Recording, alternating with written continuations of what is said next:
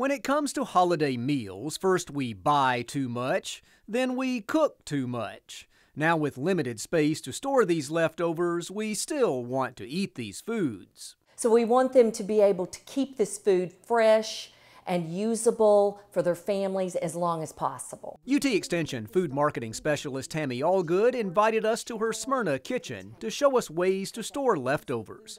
The first thing to remember is there's a time limit to all exposed foods. So that's the reason why we say that our 2-hour rule is really steadfast. You really need to keep an eye on the clock and see how long that cooked food has been sitting out. After food is cooked and put on the table, it has a short shelf life.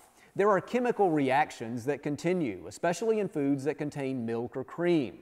But even items like cookies and cakes change with time, and you have to be careful with them. Whether foods have earned leftover status or we just brought them home from the store, storage is important to making them last and keeping us safe.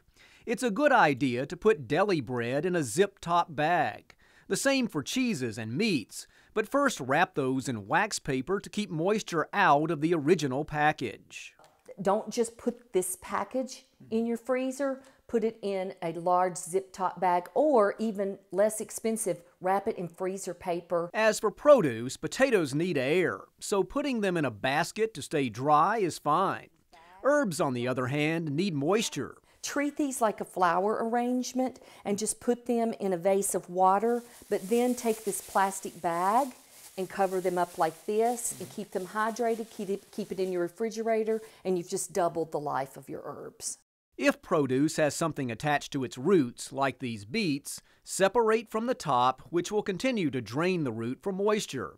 And follow this rule for storing all produce. So if it gets water on it at the supermarket, it stays in the bag. If it doesn't, it comes out of the bag. Finally, you can keep tasty leftover gravy for months with this clever trick. One of the easiest, greatest things to do is to use an ice cube tray and to just take your leftovers and put it in the ice cube tray and freeze it. That is exactly 1 tablespoon of gravy.